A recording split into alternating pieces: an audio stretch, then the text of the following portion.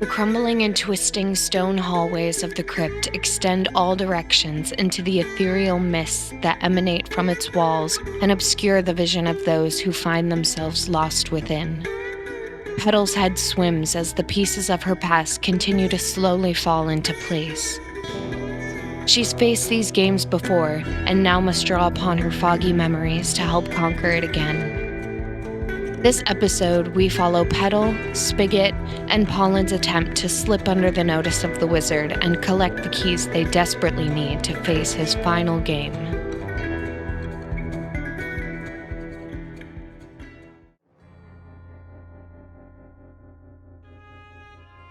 Hello, everybody, and welcome back to Dungeons, Drive-Ins, and Dice Arcade Apocalypse. This season, utilizing the Powered by the Apocalypse system.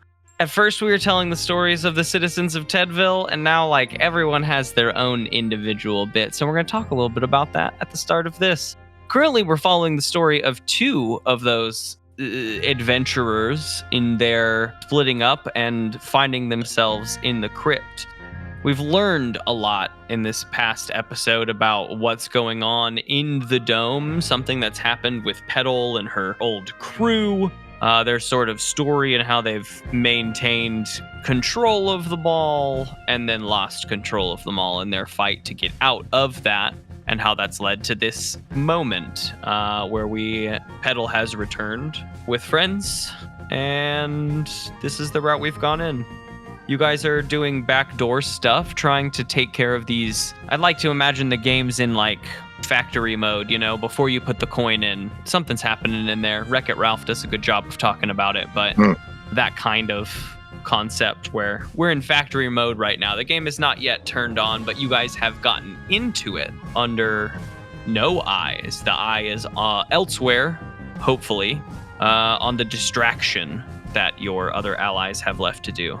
This time, we're going to intro with a little bit of, we're going to talk about our goals in the moment, and then I'm curious about fun apocalypse monsters we may have come across.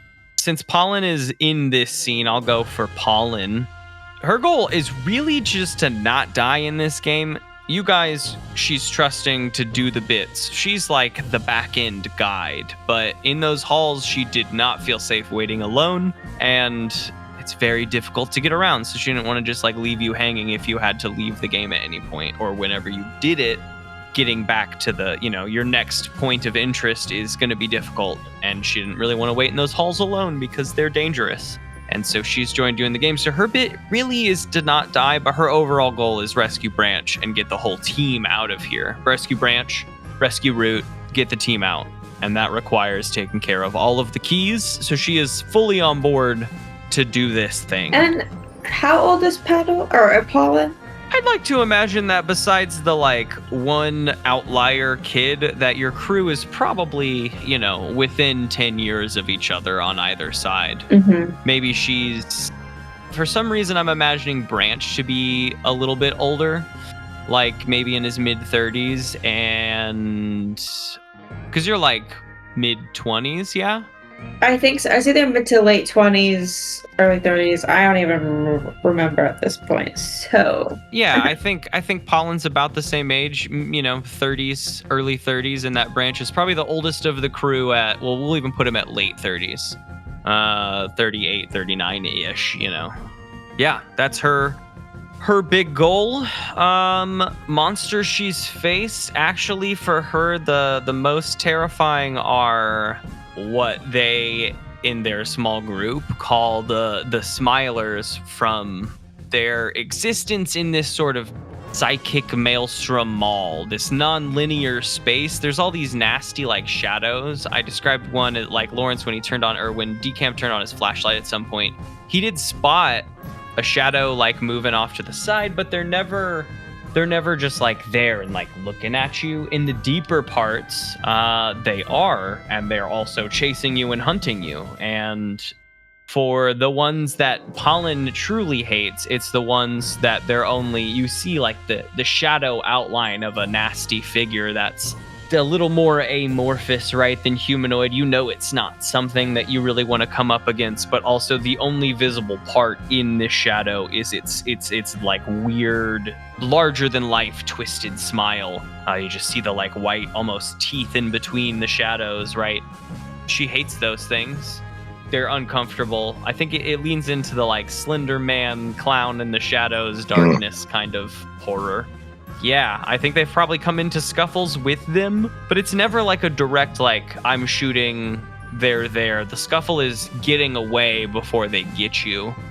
Maybe even at some point they got Branch or Rude or even her, and it was like a fight to pull them back from the shadows as they were like being drugged back by just darkness and into the maze-like losable structures of these maintenance halls. It's probably a very terrifying moment for her. All right. And I am Michael, and I play Spicket, the water bearer. And Spicket, I think, enunciated his goals pretty clearly, but just to reiterate, his primary purpose is to get the parts of the water purification machine. As a secondary goal, if in that process they can save Branch and Root, he's okay with that. But his primary focus is to fulfill his get that machine part and get it safe. Is that down to like a T in the road? Like if you had left to the engine and right to Branch and Root? Yeah, he's going to be focused on... Cut to the engine. Yep. Okay. Good to know. And I had a different take when I originally saw the question about the creatures of the apocalypse, because the first creature that really freaked him out was Dill when he was saved by the giant banana. And then I was going to say the most terrifying creature he's come across is Fontaine. But if we're talking about mutated creatures, it would probably be what the water bearers call scramblers that live in the water. And they're basically like alligators or crocodiles, but they have like more sets of legs. So they lurk in the water, and if you get too close to the edge, it's just legs and teeth that come out of the water coming at you. I love it. Scramblers. Yeah. That's terrifying. A bigger reason to only get your water from water bearer sites. That's right. Yeah. And my name is Grace, and I play Petal. And, well, my character doesn't have a lot of memories, but that's like the coward's way out. So I think that at least, like, player me, Grace, I think that, like, a creature that I really would be, like, based on what I know with biology and watching lots of documentaries, I would be really worried if bugs somehow got mutated to either be bigger or be super, super smart. Anything to do with primates. I still haven't seen the movie Nope because I know too much about them and they fear me, and I know that it's scary in Nope, so I have opted out to be like, you know what? I'll go to those pearly gates without knowing what happens in Nope, and maybe Jesus will tell me if depending on if Jesus is real and if he's seen Nope. I think if I Petal, because I guess I'm now Petal. I think bugs. I think there are giant ants, maybe. If you've read Gregor the Overlander, Suzanne Collins' original book series, it's about a boy that falls into like these underground like world beneath New York, and all the animals are super big, like the rats and the cockroaches, and people fly on bats that use echolocation to fly. It's so good. Oh my gosh, everybody needs to read it. They're so easy to read. They're for like elementary school kids, or at least I was in elementary school when we listened to them. They're so good. Anyways, I think there'd be giant ants, and the ants are so I think about how many ants there are right now. Imagine if they were all like the size of, I don't know, a German Shepherd. Excuse me? I know there's one in there's a nest in my backyard right now. We call those the pincers. If those are the names that we're going for, Petal calls them the pincers in her head. She doesn't know if anyone else calls them that. Like German Shepherd-sized ants? Yeah. That's a lot. nasty. Yeah. I bet they have a really big anthill, like a really nasty large anthill, right? You're in a tunnel and you're like, oh no, this is an anthill tunnel. This is bad. And like, shit, there's no giant anteaters around here. That's not this kind of... If there were, they're also terrifying. They may not be like after you, but I don't think they would care too much if they could just scoop you up.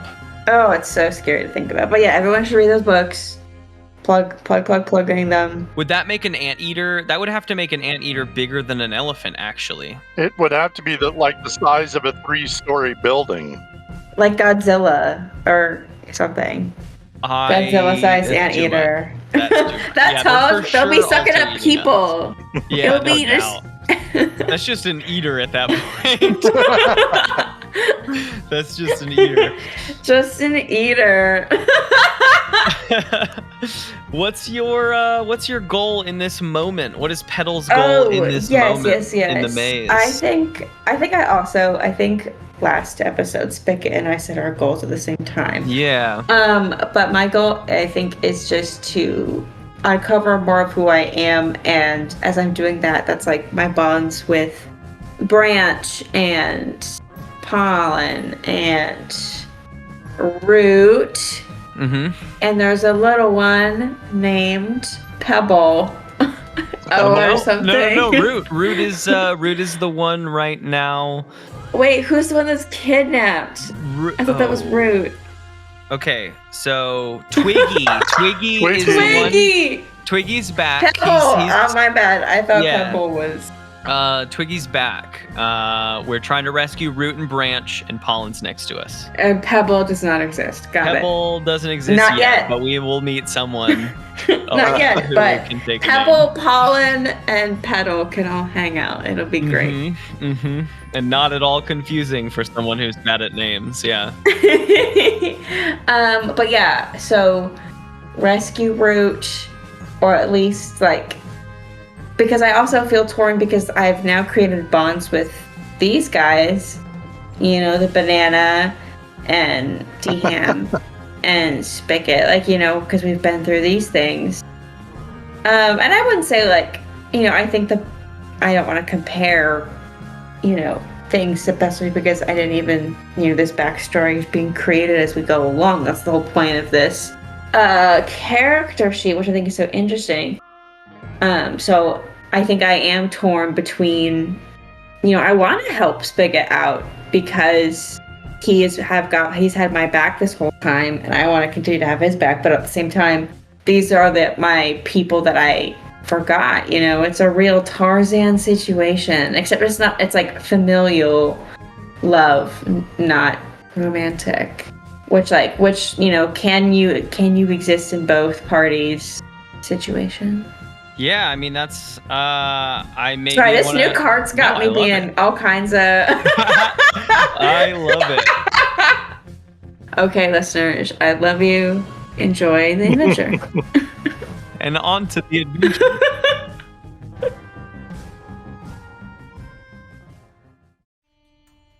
Let's get a vision roll from Petal. Okay, and then I have to check my checks, see if that's cool. Dang, no pluses for me. I rolled a 5. Not very good this time. Okay, a 5 on visions is... Is that technically a failure? On a miss, the MC holds 3, my lord. It is technically a failure, though, so you do get the experience for that. So another check. I'm already halfway through.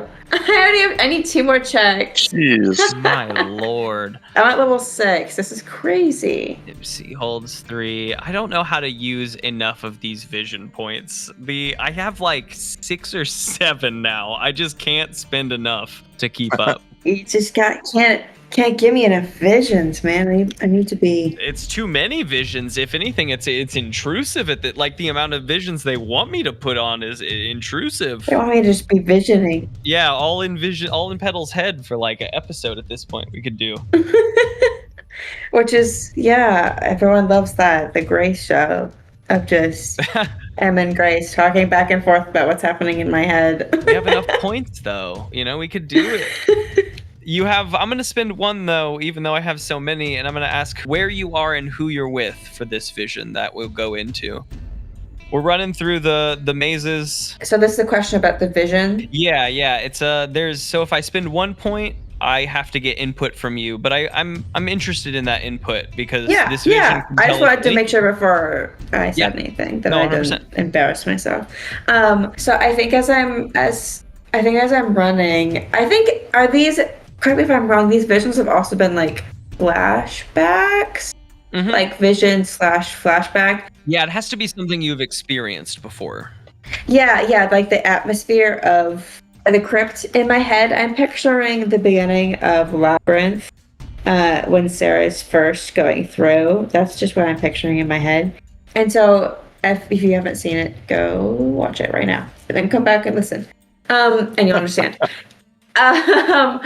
And I think as I'm running with Spicket and Pollen, the walls, the dank kind of slimy walls, remind me of when me and Branch were running to try and escape to get the ball to one of these missions. The details of that are kind of vague, conveniently, and the voice that has been ruling these the past few sessions is super close this time, and there's real panic, and I think that kind of is affecting me psychically in this moment of remembering true panic in the maze with Branch. Yeah, were you and Branch in the maze? Were you and Branch on the pinball board? Oh, no, yeah, the ball's just in the pinball board. But we're I don't know, we were in the maze, and it was one of those super close calls, maybe where one of the past injuries and scars that I have, because I think my character is scarred. Yeah, no, that's great. I think you guys have just escaped the board.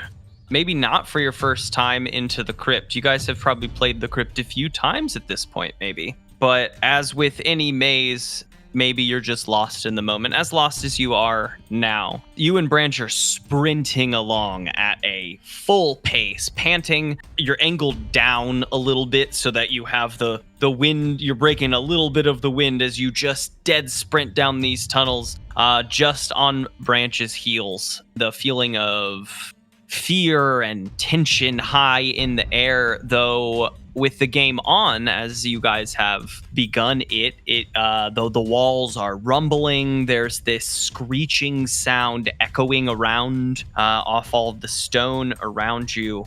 You stop at an intersection and you shout up ahead to Branch, who turns around and is panicked and pointing down the hall, this way, and you swear it's over to the right, this way, you're saying. Branch doesn't really stop the speed, but he redirects backwards and at you and grabs your wrist that's pointing out and yanks you back as this tunnel of flesh comes down from the other side that you weren't pointing at, and it, like a train, just continues down the hall in the direction you were pointing. You got your arm cut up a bit by it's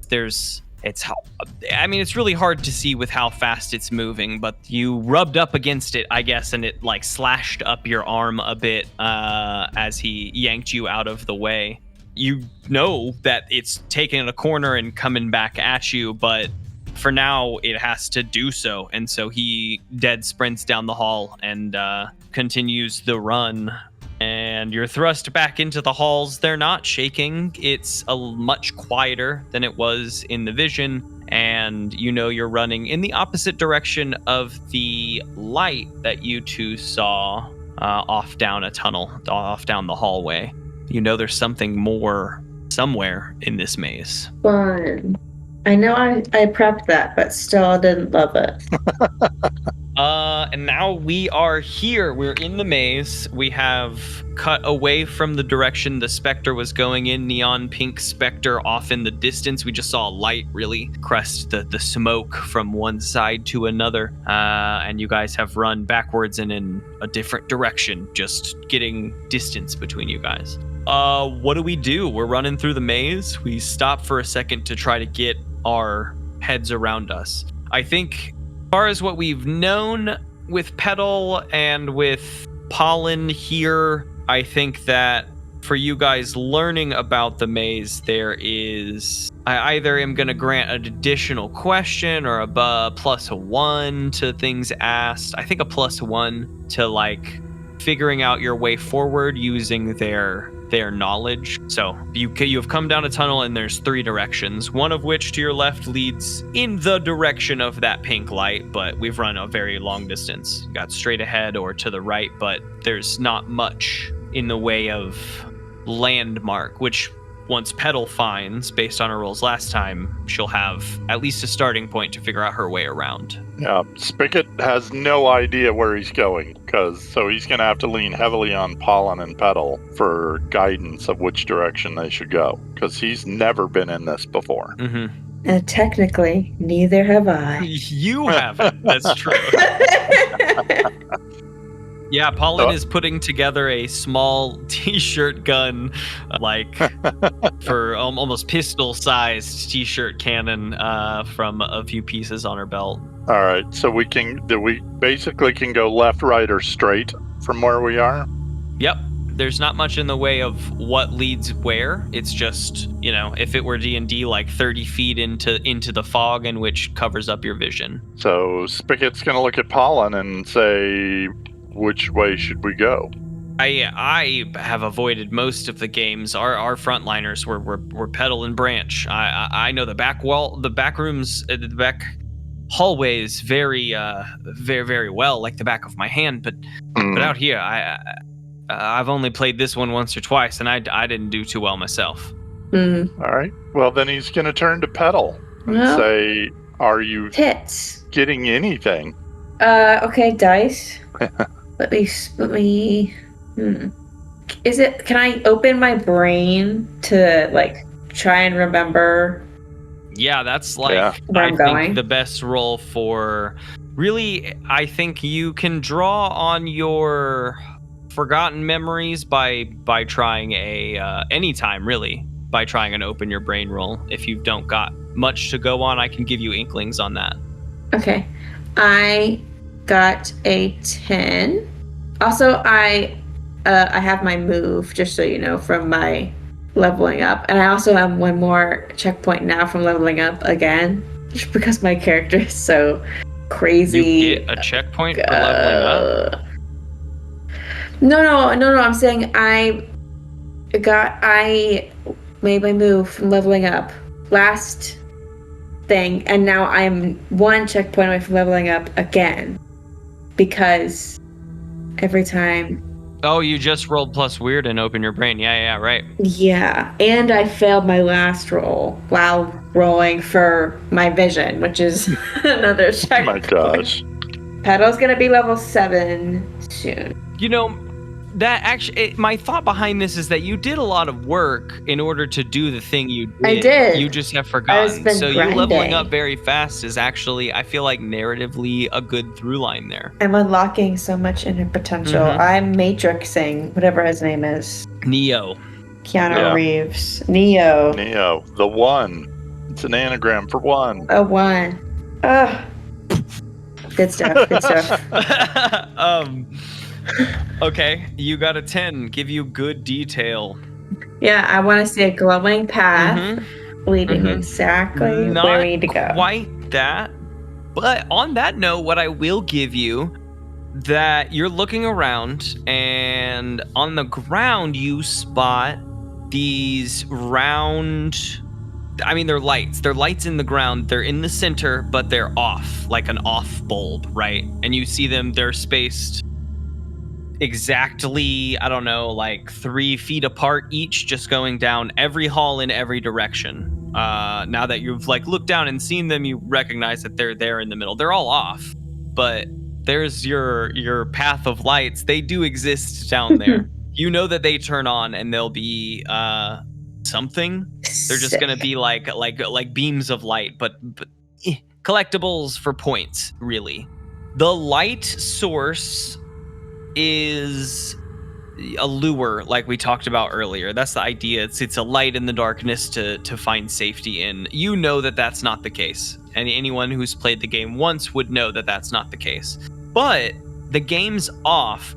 That light has one purpose when the game is on, and that purpose is to cause damage to the beast in the maze. They like bully the beast in the maze, right? They chase it down, they cause it damage. The beast has only one the opposite desire, right? It's been bullied by these beasts, is to be able to, or by these like floating lights, these specters, it must gain the ability to fight back. And you know that occurs here somewhere in this maze. There is an object that will give you that ability to fight back away from where the specter must be heading. In its path, you can imagine that it is either heading directly back to where it comes from, or it has just begun its thing and has left where it's come from. But either way, it'll be going back there. The game's off. It's probably doing its like normal security path, right? So wait, I just want to make sure. There's the beast. Yes. And then there's the specter. Yes. Is the specter like the something that lives just in the maze? That's not like the voice that we've been hearing? Correct. Okay, I just want to make sure. No, you're right. You're dead on. Two forces in the maze basically just fighting each other, and the game is not being caught up in it, collecting the points and doing something. I don't think you get that from your open your brain roll, the like win condition for this game for you, right? But you at least know of those two forces and know that there's another thing in this maze you're looking for to be able to help you fight those specters, which now you know are a bigger issue. Got it. Okay. I remember that there was something we were looking for that could help us fight back against both the beast and, you know, we call it the beast and the specter. Don't ask me why they got those names. Those are just the names. And there's something here in the cave or in the maze that can help us fight back, but I can't remember. If Branch were here, he'd know. He's been here longer, but if we could find Branch, I just don't know. And I just don't know about the glowing stuff. Pollen says the specter's on his maintenance path. I bet from what I do know from the game, their like home base is the center of the maze. Is that would finding the center be helpful? Because we could do that by following the light. At some point, he's going to return to the center. Sweet. Then let's find some light. So following the specter. Mm-hmm. Okay, that was left, right? Okay. Yeah, it sure was. Cut left and just start running down the hallway. Pollen pressures a need for like stealth while you're doing so, to not like just run haphazardly down the halls, right? Good thing D-Ham isn't here. He's made of metal. Clong, clong, clong, clang, clang, clang, clang, clang, clang, clang. Press 4. Least subtle robot, probably. Okay. And we do it so well, and there's no issues. You do it so well. I feel like I'm trying to come up with a roll here. I'm going through the rolls to figure out what's the... Let's get a read a sitch, but I'd like it from Spigot, because we just haven't gotten anything from you, or a roll from you yet. I'll give you +1 with your crew and their knowledge of what we've just, gone through. So roll plus sharp. And then +1 on top of that? Yes. That makes it a 14, because I rolled a 12. Damn. Okay. Read a sitch. I'm gonna start it with what's my enemy's true position, because that's gonna lead us in. I'll just give it to you all with this. You guys are running down the hall. At some point, Spigot, you're bringing up the rear because you are the most confused in this situation. You're trying to gather as whatever info you can. Even if you find your way to the middle, maybe you can have found something that will tell Petal something, a little landmark. Oh, I did see a couple halls back there, a weird pillar that stuck out, right? Anything you're looking. As they cross over another intersection, Pollen stops to look both ways and scope and shrugs and just continues down the hall. We don't have a lot of info, But off to the right, what you see is that pink light just leaving your vision and continuing down the hall away from you. And you are able to, I don't think that your team moving stealthily like we're moving quick, but we're not moving so quick and not stealthy. You're aware of your surroundings. And before they leave your vision entirely, Petal sees you stopped and pointing down this way, and they follow you up. You can follow this up with what's my best way in, maybe. And then I think of the last ones, I'll let you decide. I think that this was a good enough roll for me to just let you into the situation. You follow the edge of that light for quite some time. It seems to be like when you have started it, you begin to guess after quite some time. Like I said, it's moving kind of slow now that you're on its tail. Quick that you would have to keep up a pace if you were trying to run away from it, but it's moving at a fast walk pace, like a fast walker's pace, right? And you imagine that when you have caught up on its tail, it's about halfway through its route. And with how well you've rolled in your team so far, you guys are able to keep your stealth as it curls around through many different corners and halls, all of which I think your team also notes. Like, you guys get a good path through this. There really isn't a lot of landmarks you're discovering. It's about knowing your way through this maze, and you guys have a good portion of it kind of mapped out in your head. By the time that it curls fully around and back into a large center room, I say center, you guys would just know that at this point, that this is the center of the maze. There is a big tomb structure in the center, all made of stone, 4 big pillars supporting its roof, stone walls up to a double-sided, just flat stone door, gargoyles with skulls on their heads, all of which to look very imposing.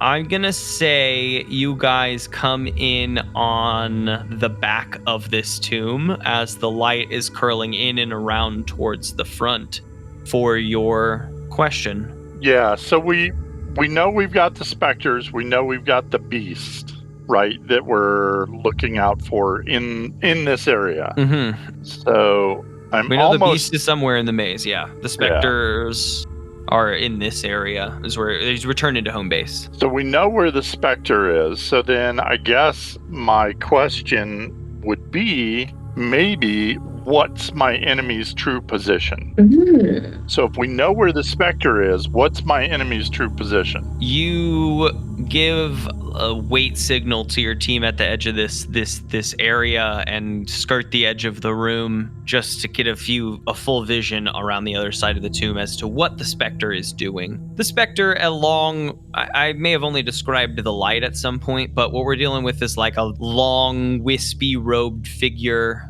Think like, ghostly wraith Scooby-Doo styles, right? Bright and in this case neon pink. It has a skeletal hand out in front of it holding an ornate steel lantern that contains a neon pink flame in it. You are able to not draw attention as you scoot around to the left side of the room. There's doorways off of each center path, but now that you can see the front, you see 4 I've seen them in antique shops recently. There's like the really ornate like brackets that hold up steel arms coming out from buildings, or hold up just things, but they're ornate and designed and cut, and they're all just, there's 4 of them at even spaced across the front of this building, holding up these giant steel poles with a firelight housing on the end of it. And as the pink one approaches the front and enters into the very first empty firelight housing,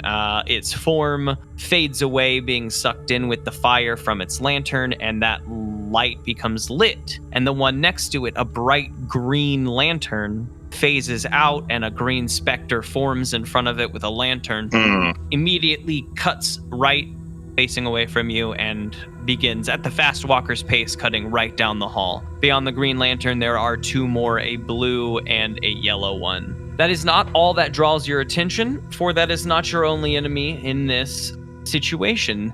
The other enemy's true position is in front of the crypt. Up against the wall, there's a massive steel spike jammed into the ground with a huge chain coming off of it. Massive, massive chain. Attached to the end of this chain, all curled up in and around itself, is pull a good reference for it, like a warg-sized beast, right? Something with a very imagine for those of I said that for Mike because I feel like he immediately would have a good visual representation, but for those of you that don't, imagine like a wolf, right, with like a bodybuilder's front end, big and buff, big humpback, like it goes from like massive wolf back end, but like pretty, more normal size to a lot more bigger, beefy, humped back and big enough to definitely ride upon. There's a lot of sagged skin.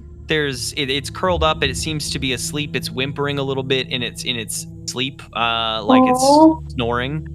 There's no fur. It's like loose skin. You can see kind of scars all up and down, but it looks bristling. What hairs are there are like long and sharp and look kind of hard. It has several arms that you can see are like resting lazily about its legs, of which it has several of. You think it could fill out its skin quite a lot more, but is resting for the moment attached to this just sickeningly huge chain behind it. No, Petal, you may not pet that dog. No, we're gonna set him free. And I think when the what did I say, green light? Oh wait, there's a blue. Yeah. Oh yeah, blue and yellow. Blue and yellow are still in their housings. The green light cuts off, and down the right, you wait a good few minutes. With your pathing, following the pink one, you know that you probably have a good 20-25 minutes before that light returns and the next one comes. Is this Pac-Man? Yes. Yeah, that's the lights on the floor and Got the it. four I didn't realize if that was obvious and I'm just dumb, but I had to say it out loud. If you knew beforehand, don't say it. Listeners. If this is your aha moment too, that was my point of trying not to say the names of the games we're playing in until it's deafeningly obvious. And if that moment is when someone's like, wait the fucking second. when you kept saying Spectre, I was like, ghost. Why would you keep saying Spectre when you could just say ghost? And I was like, oh wait, Spectre is arguably much more frightening than ghost. Yeah. It is. But it means you have to befriend Pac-Man. I couldn't call them Pinky and Blinky, okay? The pack beast lies sleeping in front of you. You wave over your allies and they sneak over so they can get the situation that I've just described as well. I think we should set it free. Yes, but will it be on our side or will we be its dinner? Well, maybe we could, give him some food. He looks really hungry. Or let me check in my character sheet, which I don't know about, but I'm checking. I think I have one barter, maybe.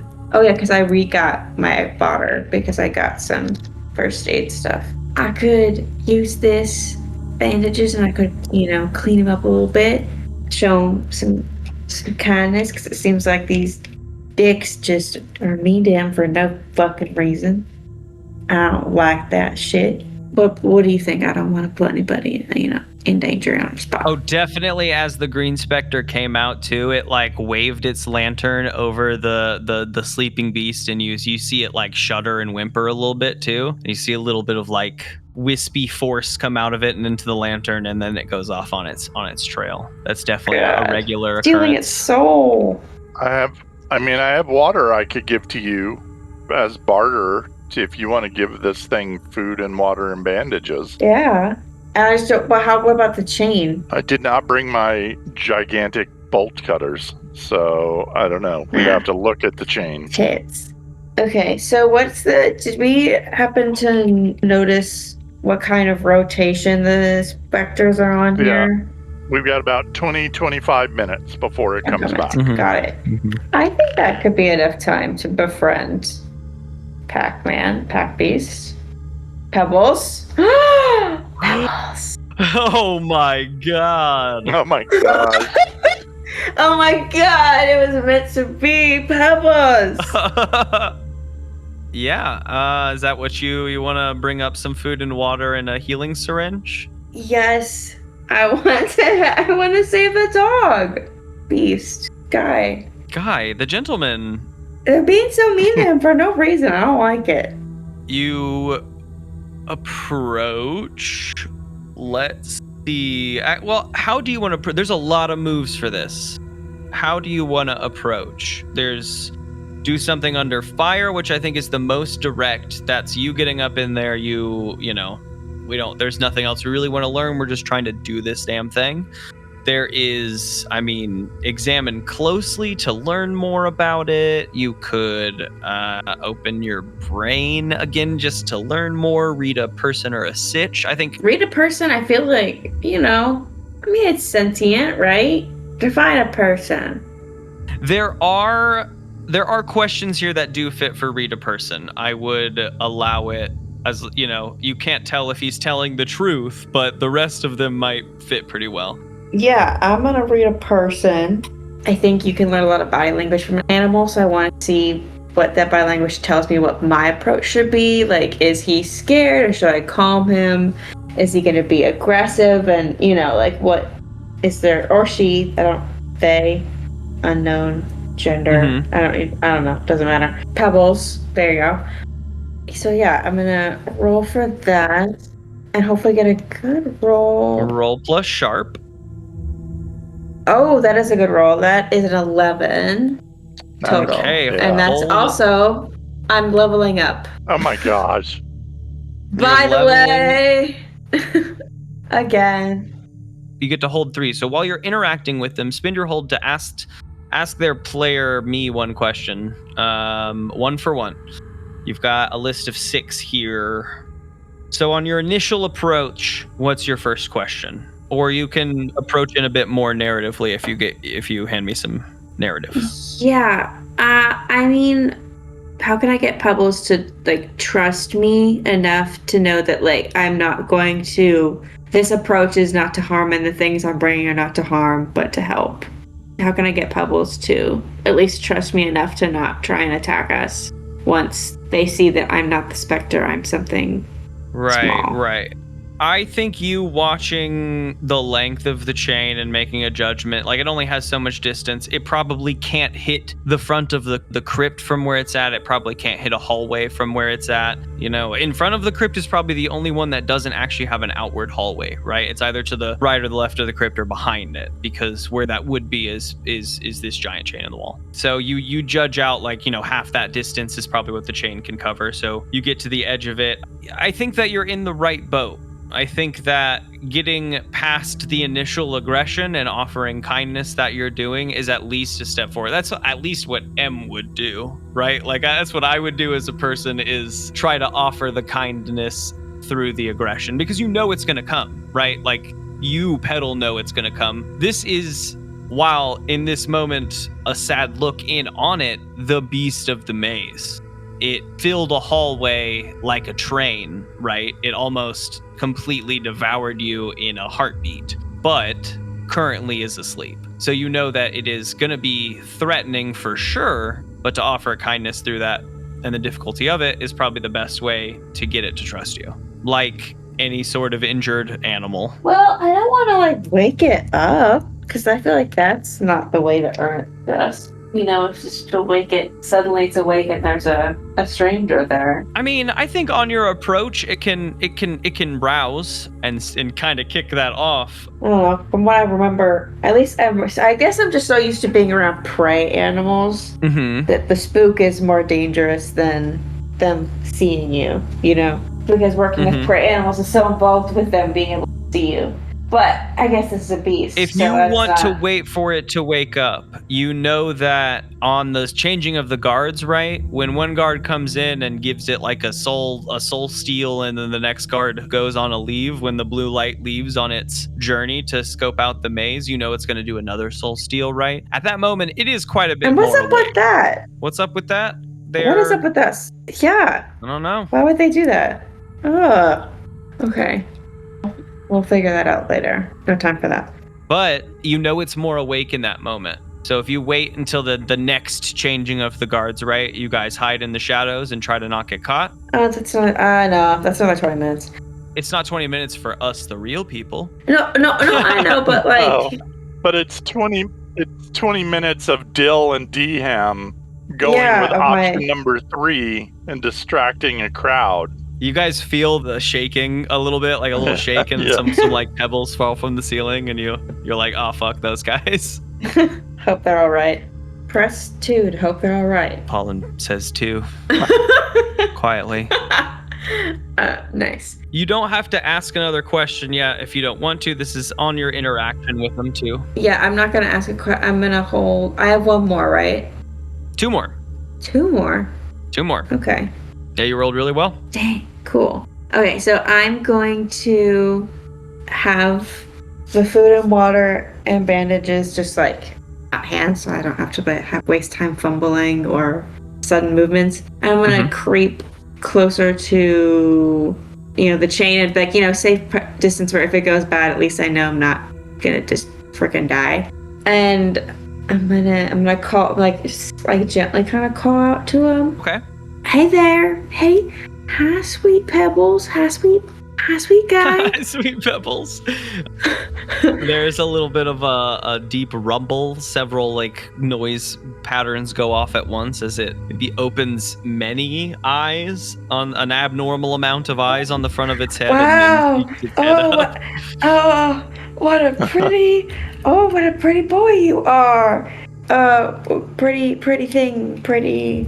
fella. And it starts to stand up, and at first it's on all fours for half a second before it really starts. I have a question. Sure. I have my question. I will ask my question. It's like half filled up. What is my? What are they feeling? What are they really feeling? How am I doing? How am I doing? You feel a breath of fear and know to stay at the edge of that chain boundary. Got it, okay. Because it pops up like a balloon, and it feels like the whole area that the tunnel would take up is just filled with flesh and arms coming out from it, grabbing the wall and the ceiling, like it's as big as the room itself. Almost like chain chomp styles, like Mario, right? It kind of comes out and hits the edge of its chain and is just snapping at you. You're still a good 5-10 feet from it. Even the arms coming out are unable to reach you. But it's snarling and snapping. This is its main thing, and there's no one else around. Okay. Oh, now easy there. And I'm against, like, I'm showing, because I know that the chain is very sturdy and I'm okay. I'm gonna stay on my ground for a bit, I gotta earn this, guys. This old fella's okay. What? They? I feel bad calling it an it. Yeah, it always feels bad. I would just go for they, because it's like just a big creature monster. I don't know that it genders into play at all here. I just don't know what little pet names to call it. Fella, Pebbles. I mean, any of it. I think any of it works at that point. Yeah. An unknowable gender is definitely not. It's a fella. It's a different ground, It's an unknowable entity of unknowable proportions. Can't be defined by such boxes. Nope. Now, I know that those assholes treat you like shit, but look here, and I kind of... What is the food? I'm hoping food is like a dried something that's like kind of smelly, and I kind of waft it in the air. So like the smell kind of the smell of it, the particles I wafted. Mm-hmm. I got this for you, and it's for you. Now be a sweet guy. It's all right. It's all right, sweet fella. It reaches out and picks up. What is it? Something smelly. Something. Maybe something meat jerky. Something dried, probably, because it's some meat jerky we planned rations to cook, but is just at the end of its life. What is it with me and jerky? Marjorie had jerky too. I like jerky. Grace me, I guess. And all your characters do at all variations of their dryness too. Yeah. I think it picks it up. This one's it. Yeah, this one's dry. Brings it close It even tasted a bit. It takes in a bit of it and chews, and then spits up what it did take in and flings the rest clean against the wall. It makes a sound of protestation, but not of like sheer rage like it did before. It does bounce at you again, and it hits its limit on the chain and bounces back a bit, and then hits the lights on the ground with several of the arms it has, trying to dig at one of the small lights underneath of it. Oh shit, you could have just said you didn't like it. Fuck. That was Spigget's jerky. I look over my shoulder to see if Spigot saw what happened to his jerky. Spigot was probably too busy watching this thing lunge at Petal to be worried about the jerky. He's like sweating bullets. Yeah. Okay, so it's trying to get to the lights. Pebbles wants the light. Okay. Hey, Spigot, what do you think Pebbles wants with the lights? What do you think that means? Do you notice that? Maybe the lights are comfort to this thing. Scared of the dark, maybe? That'd be sad. Maybe. I didn't see a light switch, but I could look around. As you guys are talking, you see it go for the next light down in the row, and then the next light. Now it's at the end of its chain. It's not at the end of its chain towards you. It's at the end of its chain directed down this like light path that it's just trying to like hammer its arms out. Oh, it wants to go that way. When it can't and it tries to jump back out at you again, a little chaotic beast here. It like does a circle like a dog, and lays back in on itself, and its skin starts to deflate and sink back in. And you see several of its eyes keep flicking and blinking up open. It's definitely hardcore watching you, but it's looking like it's dropped into its, sleeping pose. Spigot, did you see that? Yeah. I don't know what it means, but I saw it. Did we see anything about the anchor point of the chain? Or was there just too much other chaos going on to see that? Why don't you give me an examine closely, maybe? Roll plus sharp. Yep. Okay, let's do it. Well, it was not great. That was a total of 6. Oh, okay. So still a fail without the -1. You didn't notice anything. I noticed its teeth. Yeah, you were scared. As it laid back down, right? It's kind of chain curling back up over itself. You then realized and tried to scope really quick, right? But there's just not enough to gather because it's already blocked it up with its massive chain. Fair enough. You either break something or your search draws unwanted attention. I don't think that there's anything to break here. No, tits. You step into that realm, just a step into that circle that Petal was staying on the outside of. And immediately you see the red light you guys are closest to flare up, and you pull your foot back and hold your breath, and the light slowly dims back down. Oh, all right. From that, you guys get like a cone of security almost vision in front of this that is a different shape than that circle this thing is trying to get out of, right? But in order to get closer, you will draw attention, basically. Okay. So, is this the best use of our time? Or should we be moving on? Not that I don't want to help free the creature from the specters. No, but it is a lot going on. Maybe we can come back. Maybe it's like once we defeat the bad guy, the specters fade away situation. And maybe they'll be taken care of when we win, Yeah. All right, Pebbles. I'm not going to forget about you. We'll find a way. All right? I think you have one more question. Oh, you're right. What does the character wish I'd do? Man, I should have asked that earlier. Dang, why didn't I see that? That's such As a you say damn. goodbye, you put down the water bowl and slide it into the edge of its reach, and I guess you get to keep your barter for the healing syringe because there was no way for you to give it to it yet. It gives you one of those multi-tonal groans and arcs its head towards the left door. So when the specters leave, they leave through the right door and they come back in through the left door, or through the back door, actually. The first one did. It arcs its head towards the left door before putting it back down into its sleeping position.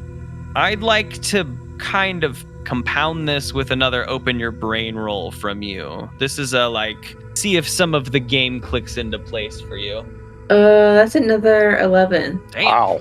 Then yes. So This +2 is great, man.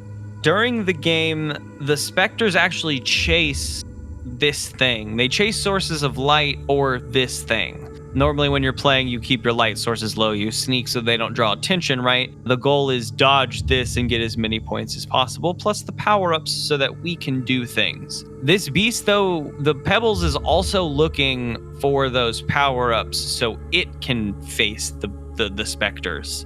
It wishes you would let it go so it can get those power-ups. Oh, well. It doesn't really convey what happens once I grant its wish. Like, what does gratitude mean in terms of an undescribable creature? I think with that read a person, that you know it's responding like a wild animal of, almost any kind, in that it is held in captivity and a part of this sort of tug of war. The game is survival in this hard situation between these two forces that are fighting. And if either one notices you, they may just run your ass over for extra points, but avoiding their struggle is more of the game. Pollen says, so what's our goal here? Well, that's the question. we don't have the time right now to set him free with what we got the next specter come around the bend. But we do know that he wants the same thing that we want, so we could follow him to the source. It seems like he wants it too. So that is a possible option to follow by. I've never seen him chained up like that. The only time I've ever seen this game, and that beast right there, is when it's on and running, and he's out. I know he gets released then, but then we have to deal with more specters. That I feel like more come out when we're playing the game than just that one that's doing its runs right now. Well, what do you think, Spicket? Well, if it would let us free it, I think that might take the attention of the specters while it's running loose. But then we're going to have to be careful because, like Pollen said, then there's 4 specters out and about, and this beast. But I think if we're going for distraction, that's a huge distraction on top of Dill and Deham on the game grounds going crazy. So do you think this thing will let you free it, or is it going to eat you? As of right now, I think it would try and eat me. Because I'd like to get our hands on one of them power-ups, Pollen says. Yeah. Yeah, Pollen is not as cuddly as Petal, apparently. I don't trust that beast as far as I could throw it, and I can't. Yeah. Maybe we can find the power-ups first, and if we come back by, then great, we can look at the beast. Yeah, that was hint. Yeah. That's what my goodbye was for. So Goodbye again. Spicket would like to go towards finding the machine that he needs. Yeah. I think from here that things are feeling familiar to Petal. This to me is the landmark, right? To begin to understand what you're remembering about this place. You're looking for one of the 4 corners of the maze to find this little power up.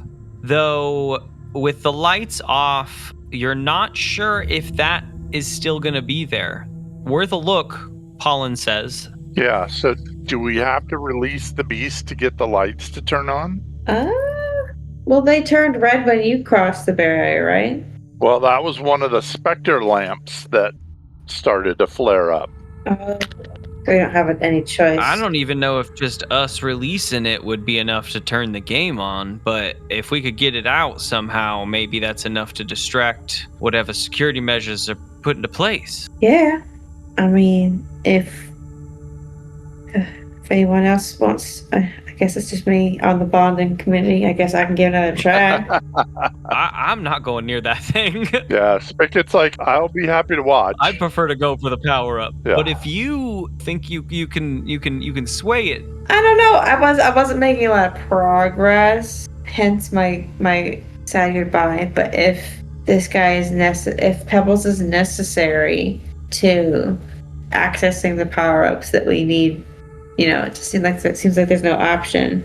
Well, I guess Pollen is saying that you won't know until you look. She just did one. Yeah. I guess she brought up that if the lights are off, we don't know if they'll be up. But she's still preferring to go find it. With that, good roll, you read it pretty well. You're learning things about this. It's a beast of chaos as far as you're aware. So, becoming friends with it looks very different than you and Spigot being friends. But if you can, get in closer, your trust is beginning to be gained, right? It has not been full attack mode for you because you've not shown it hostility yet.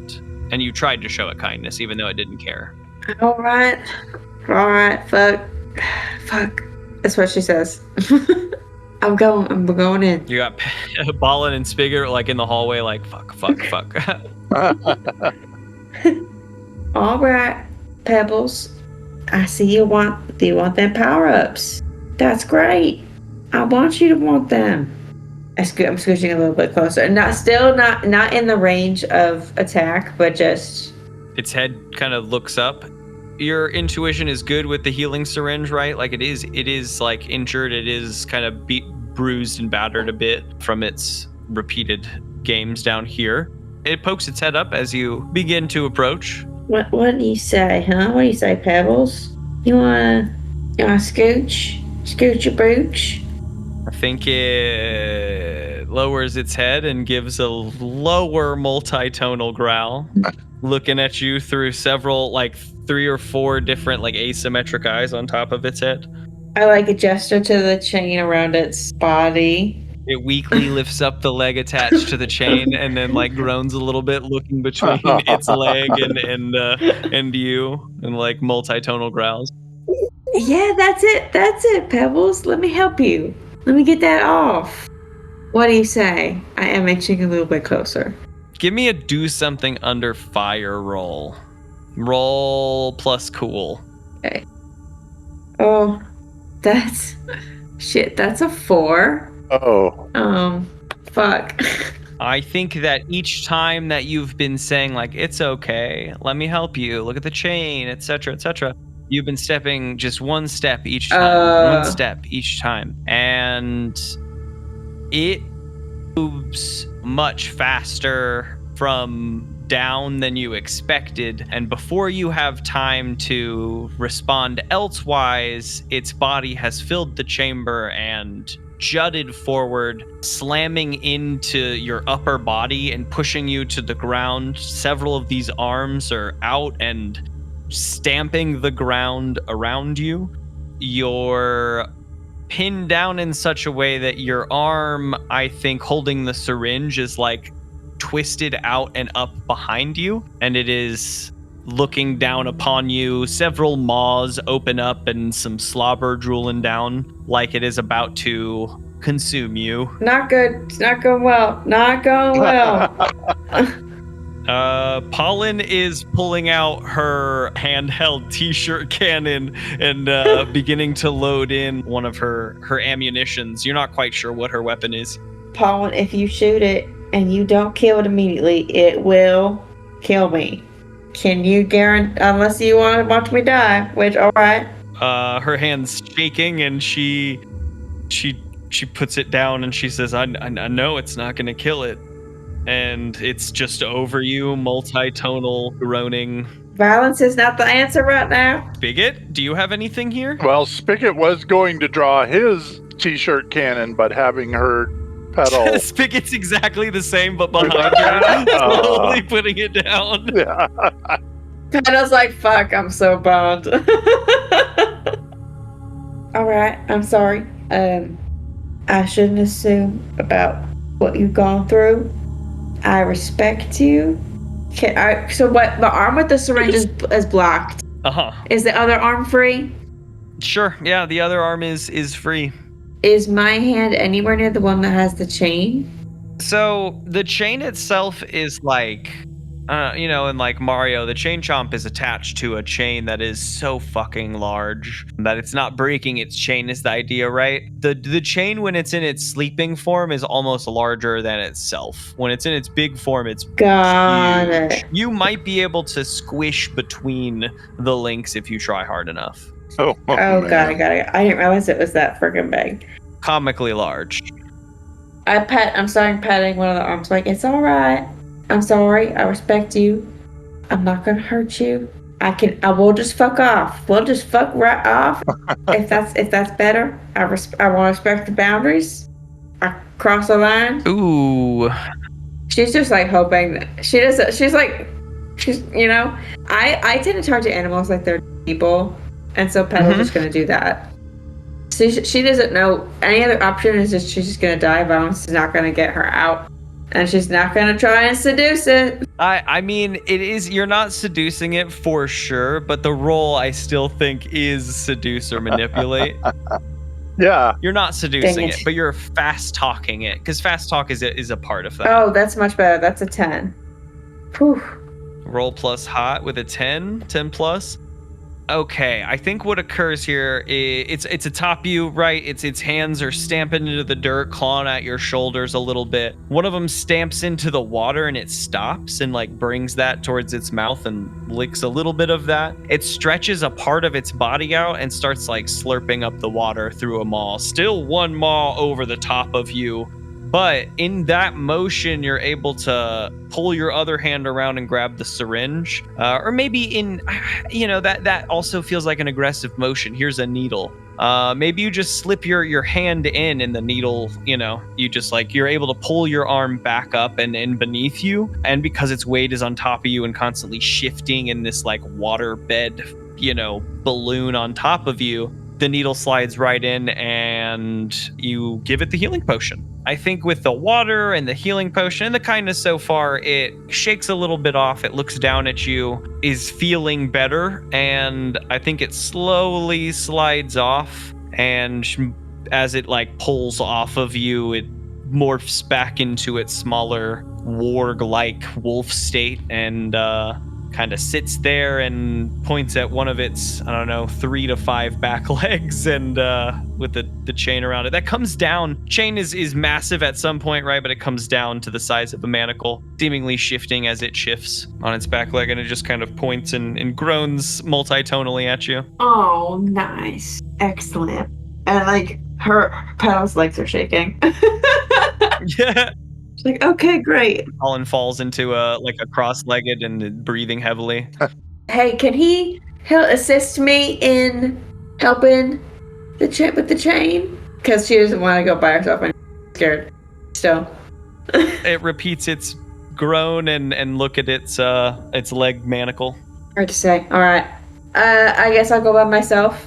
And you can describe it to me from over there, and I can walk you through it. I'll yell at you how to lockpick. Yeah.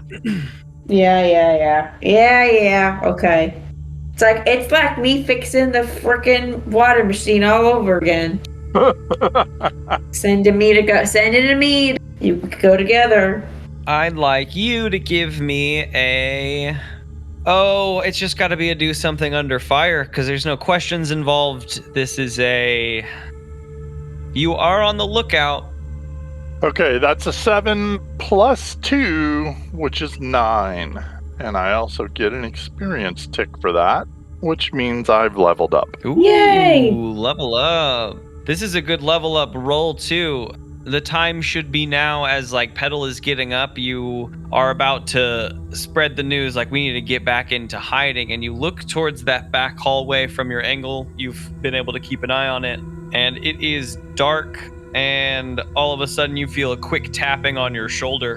And Pollen is pointing behind you as the green light is coming around the corner and approaching. It has not seen you yet, but it is coming from the left hallway and not the back hallway. You have scoped and you guys have a moment to do something, though Petal is currently in, about half range of the beast for if that's anything important at any point. I think the beast even whimpers a little bit. It pretends to be asleep. Like it lays back down, but you see its like eyes close and peek open as if it's peeking towards the green light. Petal, can you hide with the beast? I think your allies are able to point it out to you quietly. So there's no time for me to run back to hide with them. I have to hide with. I think to run back and hide with them, you're crossing the room. You can do it at a -1, or you can try to hide behind the beast for whatever that means. Okay. Well, I guess I'm gonna try to hide with the guy. Pebbles? With Pebbles? All right. And then Spigot, what's your hide plan? If it's coming in from the left and it's going to come back into the center, then I want to be behind the pillars on the opposite side of the room. Yeah, just trying to run around and hide behind the building on that side. Yeah, I would tap Pollen on the shoulder and point the direction I want to go. She nods vigorously, and I need to do something under fire from both of you. Woohoo! All right, let's do something under fire. It's an 9. No, an 8. And that's a 7 for Spigot. You to Pollen, and she nods, and you start running. You feel she's right behind you, right? But you're quite a bit faster, and you get around the tomb and pressed up against the wall, breathing for a second before you realize she's not quite right next to you. As you peek back around, you see that green light entering into the room, and you see her just cutting into the south hallway. Okay. And she scoots down a little bit of that hallway, and like, I guess she holds her fingers to her lip. Not that you're gonna say anything, but she's, shush, shush, I'm hiding. Yeah. And like cuts down a little bit of that hallway. She's still visible in the mists, but she's like just on its edge, trying to like stay out of sight. Yeah.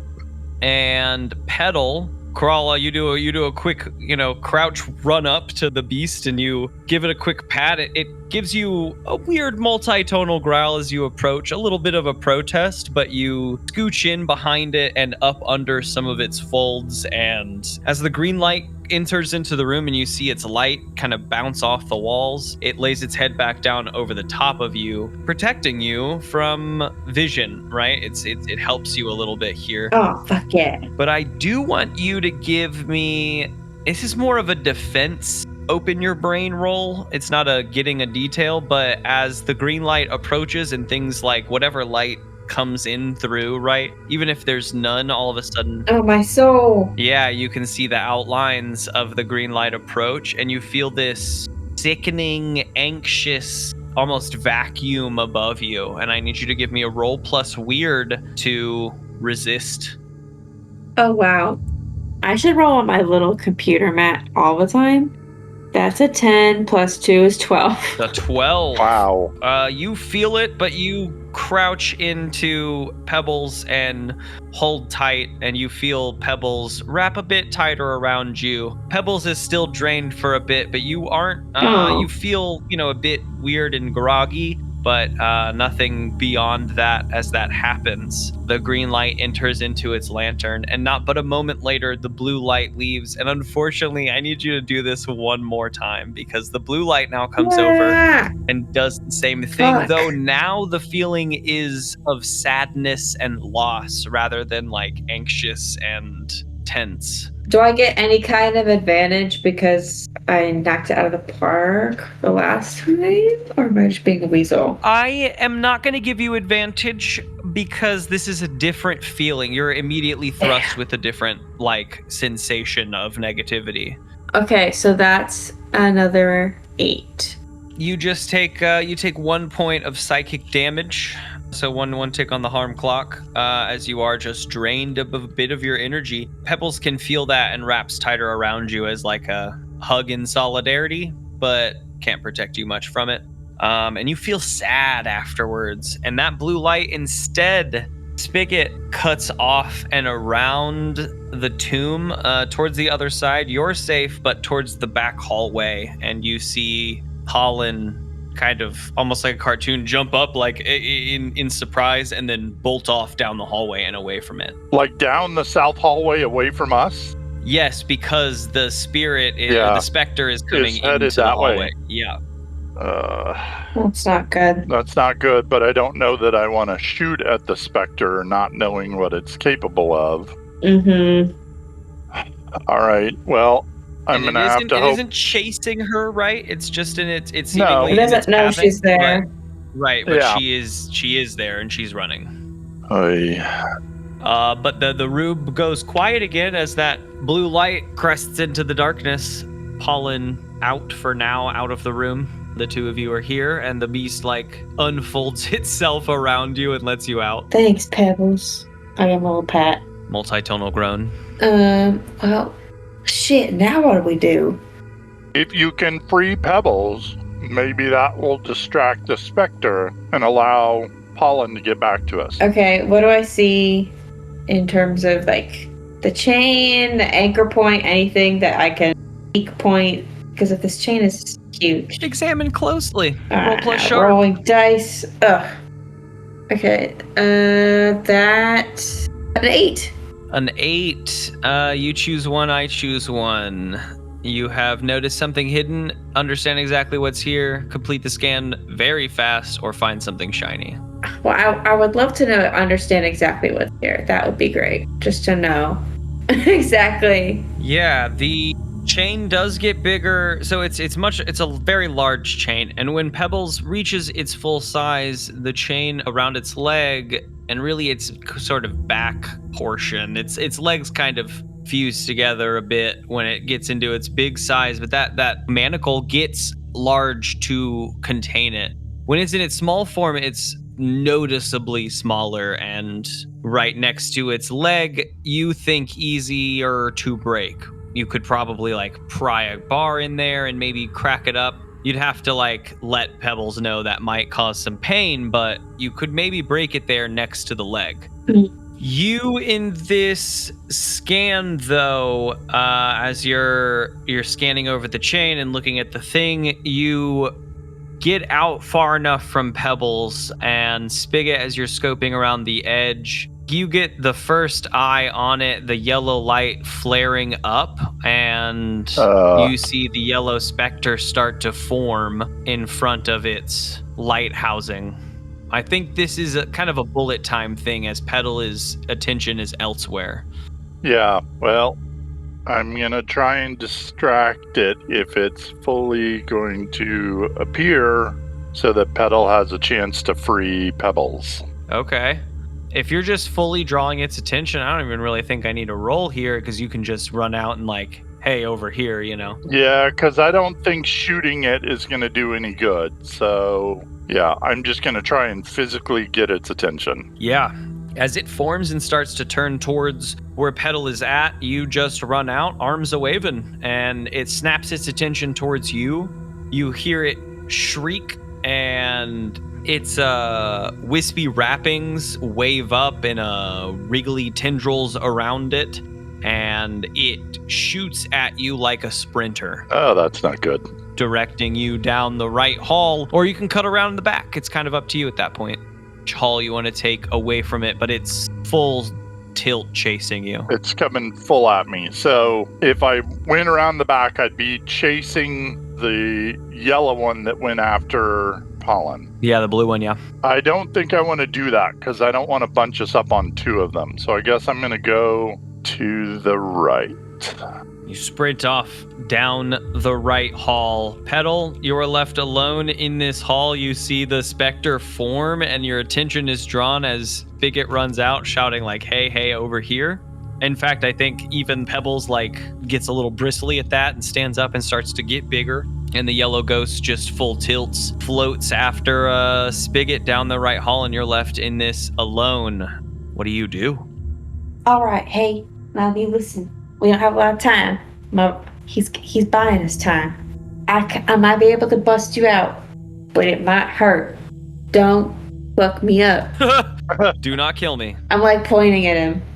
I'm pointing at it. Don't fuck me up, all right? I'm trying to get you out. All right, Pebbles? It tilts its head at you and then looks back down at the manacle. Multitonal groan. Cool.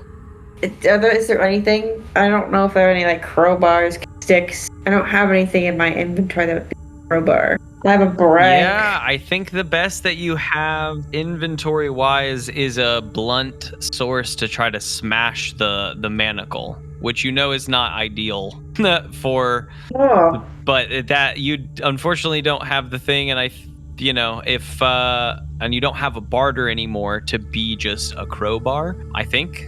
And so your brick or your brass knuckles to just try to smash the chain might be the only way, unless there's something else I do not know of, which is totally possible. I am not actually looking at your character sheet. looking because I don't want to do that. That's not nice. I mean, I guess if I have to, but it isn't nice. But let's see. That's the most straightforward way forward. Give me a read a sitch, and I can you could pick your questions, and I can gear one towards the right thing. That is a 7. A 7. Ask one. Maybe what should I be on the lookout for? The only piece of metal that looks sturdy enough are these large metal torches, 2 of which are dulled out at the moment. If you could find a way to get one of those down, that crowbar would be leverage would be far better to crack this chain open than just striking it. Doing so sneakily is a totally different story. Sneakily, even though they're chasing. 2 of the ghosts are still in their housings. Eats. I guess I don't have a choice. I guess I gotta be sneaky. What should I roll for? Do something under fire to try to get up over there. There's some statues to climb up on that you could try to get up there to scope out which one's weaker. If you could just pull it out of its housing, maybe it's not something you got to break down. Yeah.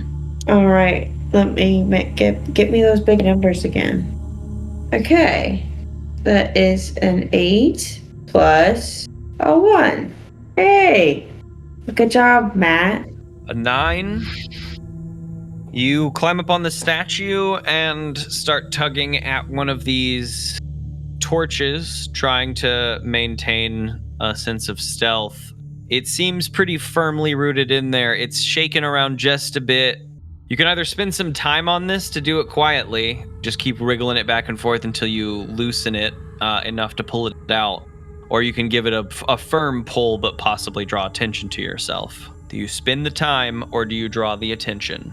How much time has passed since the next? Do I have the time? Between 5 and 10 minutes since the blue specter has left on its trail. So you have another 10 to 15 left until it returns, if it hasn't caught wind of pollen. And the yellow one chasing Spigot is not on that same track. It is just chasing Spigot. Okay, so I look at Pebbles and I say, okay, Pebbles, it seems like you can kind of understand me, right? Multitonal groan. Okay. It looks at you. Okay. I point at one of its hands. Do this, and I make the okay motion with and my pointer finger together. If you can understand what I'm saying. It stamps the ground twice. Because I want to try if I can get it to groan at the same time I break it.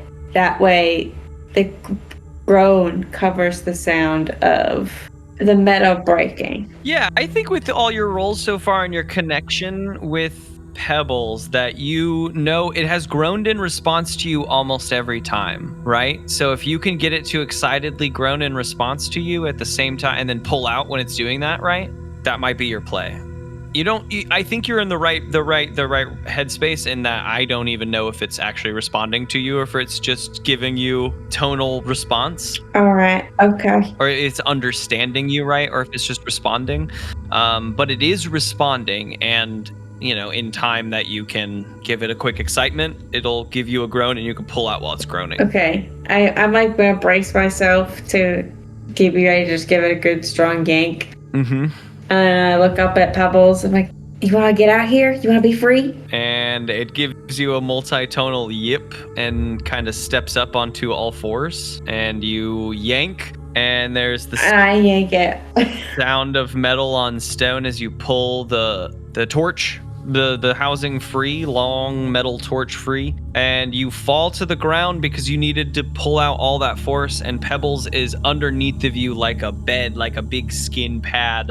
That you land on, softening your blow, though it's kind of gross. and then it pulls out from underneath of you and sits up.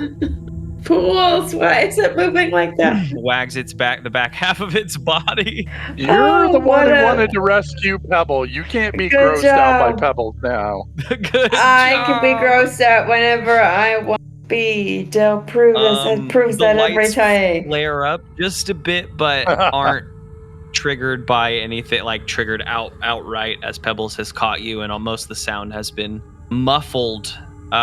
Spigot, you're dead sprinting down the hallways. It's pretty close behind. I'm hoping to get to an intersection and like juke quickly down a side corridor or something, and maybe it'll go by. Yeah. So if I can put any distance between us to make a quick move like that, that's my first play. For sure. Give me... If I run out of room, I'm going to turn and blast it with a t-shirt cannon. I love it. Give me that do something under fire. Okay. Let's go back. All right, that's plus cool. Mhm. And that is an 8 plus 2. That's 10. Nice. That's 10. On the first few turns, you quickly learn that this thing, like, its turns are slower. So every time that it has to turn, you gain some distance on it. And you very scarcely will skip over an intersection without turning in these, minutes as you're sprinting down. Turn here, skip over an intersection, turn here, and you're just going into the maze. But you're doing it well and you're outpacing it. At some point, you're a good half a hallway up in front of it. You've gained some distance. You cut around another corner, and in front of you, all of a sudden, there's almost no way forward. You're nearing out of breath, but in front of you, there is this floating silver sphere with light kind of coming out from whatever seams are holding it together. Ooh. Floating in the middle of the tunnel in front of you, and the pathway cuts, forward and then back to the left and back into the maze. You have found yourself at like the edge of the maze and this floating orb in front of you. I'm going to grab the orb. You grab the orb. Immediately it opens up and starts to latch onto your body. If you want to do anything to fight that, we'll need a roll, or you can accept it and just keep running. I think I'm going to accept it and keep running because this feels to me like that may be the power up we were looking for. I'm hoping. Yeah, it opens I up. hope you're right. Or I've made a tragic mistake. It eats you, and okay, Yeah. I'm gonna need a new character. It opens up and latches onto your arm, spinning around itself, leaving a sort of bright opening that folds in on itself in the front like a little hand cannon. And it is glowing in this rainbow neon hues, casting lights around you as you run. You grab it and you've hit the end of the hallway and you're about to take a turn, and you see that the ghost actually has turned around and is, as fast as it was, running in the other direction and about to take the other corner away from you. Okay. I'm going to chase it down. And you do the same. You sprint back, chasing it down. Give me a do something under fire. Another plus cool. Yep. Ooh, that's dreadful. That is a 3 plus 2. That's a 5. I think the ghost quickly outpaces you. And as you hit an intersection, you have no idea which way it's gone. Okay. But you do, I think, still know where you are and can find your way pretty quickly in the next few minutes back to the main room. Okay. Then that's my plan of action then is, while I've got this power up, move back to the main room, see if I can help Petal. Maybe Pollen has made her way back. Mm-hmm. Let's see. Petal, give me a do something under fire to use this pry bar. I'll even give you a +1 because you chose the pry bar route and have earned your way through it. Yeah. To try to crack off the manacles. Okay. I thought that's what I did earlier. Isn't that what I broke off? You Yeah. got something to break the manacles. You basically had to find a pry bar. It was either find a pry bar Oh, or break yes. it with your fist. So this is the pry bar you found. Okay. I rolled a 7. I think the way that this ends up is that Spigot, you run back and enter into the room as Petal is pulling down on the pry bar and snapping the manacle. Several things kind of happen all at once, and that is that the lights flare up on the front of this mausoleum, this tomb, and the other two specters begin to form, lighting the room with all of this. The two specters here are pink and green, so this weird, sickly, almost anime style hue, right, comes over everything. The lights on the floor do not activate, though. Telling you guys that the game is not active, you just have activated the specters in their sort of security zone that was placed in front of the tomb. They start to appear. Pebbles immediately starts to increase in size and jolt towards the right side of the room and away from the specters and down that tunnel that it had initially pointed to. And I think that is where we're going to fade out for tonight. Oh my gosh. As the specters of pink and green form, trying to leave the room as quickly as possible. Spigot has just entered with a power-up arm. I'm so glad that we stuck with Pebbles. I'm so happy. I am too. That's exciting. Unfortunately, Pollen's missing with the blue specter, and we'll find out what happens. And now now the yellow specter is off and in a random, which are important chess pieces for next time.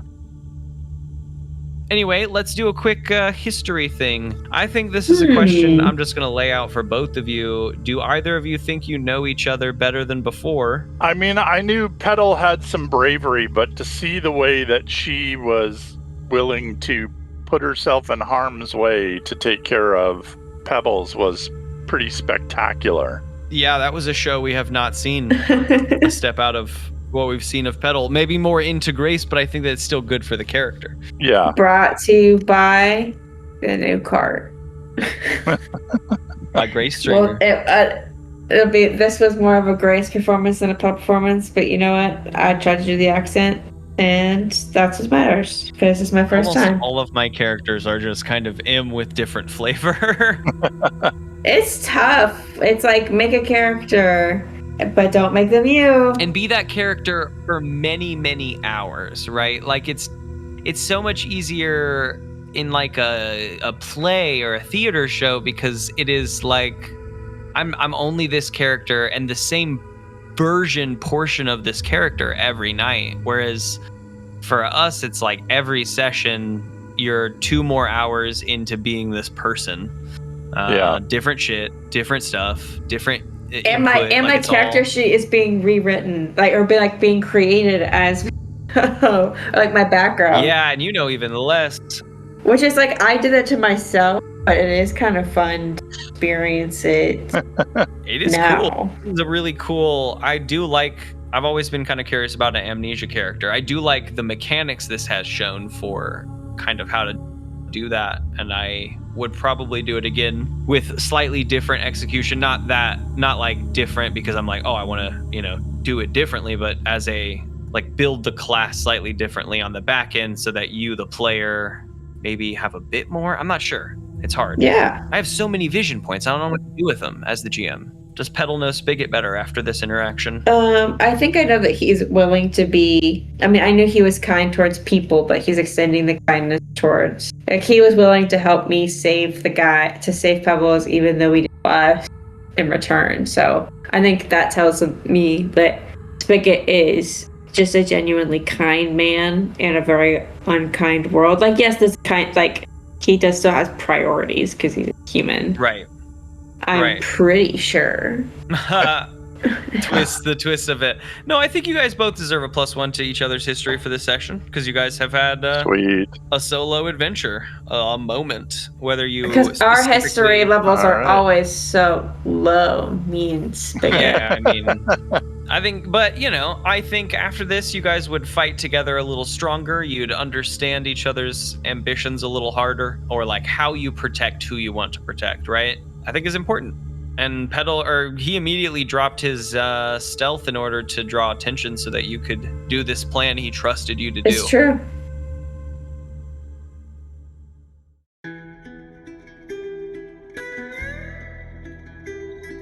Chaos Chaos descends upon the group as the beast is released into the maze and the specters activate, driving them from one another. Next time, we catch up with Dham and Dill and examine their distraction back on the pinball board. This episode was produced and GM'd by M. Williams, featuring Mike Harrison as Spicket and Grace Stringer as Petal. Music composed for this season by Chris Rogich. Additional voiceovers by Mckenna Lynch. That's all for this time on WPR. I'm Q. See you next time.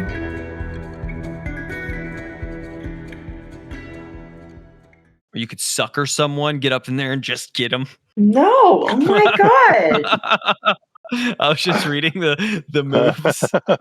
Yeah, get out my glove of pain and just... You see Petal walk up with those 3 items and then the glove of pain, and she's nodding and crying. I would never. Yeah. I played an evil character and I'm not even that evil. That's true. We had to drag that out of you. I really was not a good evil character. I dread the moment when Gabe's like, okay, it's time to be evil again. I'm like, shit. We're back to it. We're back to it after evil. this one. Okay, I'll have to channel